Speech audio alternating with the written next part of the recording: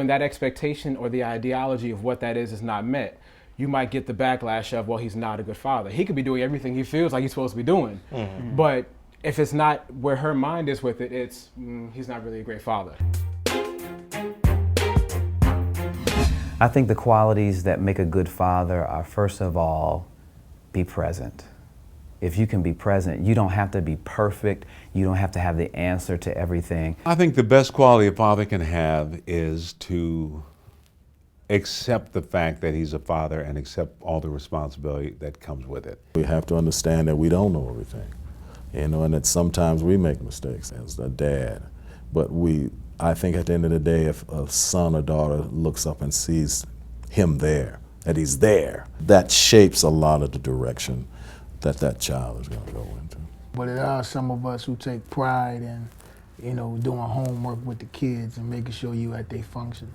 I think a lot of times that when cats are deadbeat dads, it's because they haven't been exposed to a father that want to be in their life. When your kids need you, or even if you don't think they need you, come in physically into their lives, ask questions, and that's not easy for men. The biggest thing is just stepping into it and accepting it. And you'll be amazed how much support you'll get, not just from the community, but from the universe. You set the standard as a father, even for a little boy. Hey, we can go there. There are lots of little boys that go through a lot of things, and you want his idea of how he treats a woman and what he sees you do. You want that foundation to be laid by you. Usually when the cat has that father figure around, that becomes part of his makeup. You know what I'm saying? And so he just naturally emulates that. It's not something that he has to think about. It becomes natural to him. Women can appreciate the good man when they see it, but unfortunately sometimes for some women it is after they had messed up. I don't think so, because there's so many stereotypes. There's so many of us that have let you down, ladies.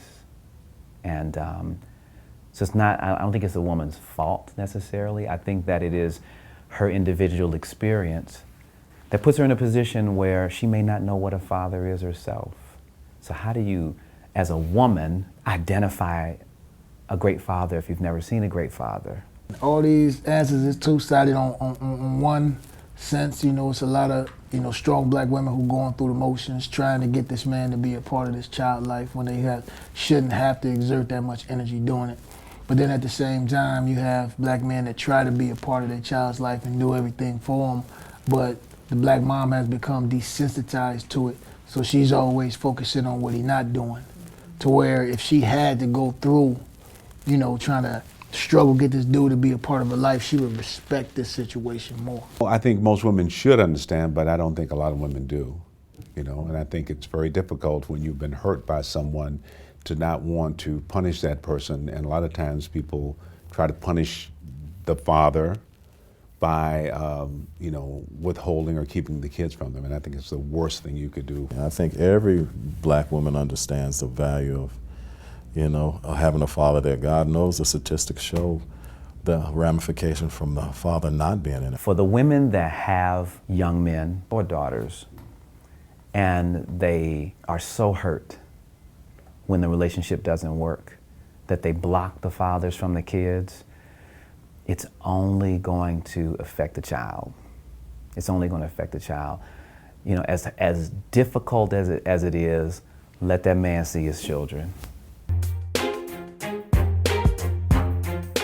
It's not like the movies. Folks are different. If you think it's this whole romantic notion of, this fall in love and, Prince Charming and everything. The things that attract us usually are very temporary. So, being with someone because they look a certain way doesn't last long enough. It's like, find a partner or not.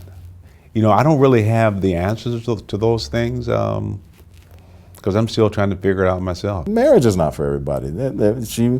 My daughter, that may not be in the picture for her right now. Or maybe it's something later on the road. She's concentrating on her career. I'd like for her to get married at some point. I'd love to have grandchildren. Love to walk my daughter down the aisle. That may not be realistic. What I'll teach my son about marriage is that a successful marriage is being committed to the commitment of marriage. And it's not always about a person.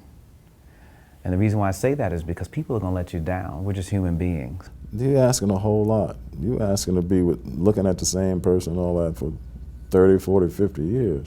You better know this is what you want to do. Make sure that there's somebody who loves you for you. I have 9 great days. I just love being married. I love my wife. And then 1 day out of 10, I want to get out of here so damn bad. I'm like, I want this to be over with. I don't want to see this person again. And I couldn't say that because I know it was me, but you know, so marriage is hard. Relationships are hard. If we don't give each other room to have flaws and to make mistakes and to be imperfect, then we put our significant other in a performance-based relationship. Oh, if you don't do this way and that way, and if you don't make me happy that way and this way, then deal breaker. And if you go in that way, that's not love. It's not the foundation of love. It's selfish. It's your self-love, but it's not marriage kind of love. You're going to go through life, and it's great if you can go through it with a friend, somebody you really care about, genuinely care about. Just try to be happy.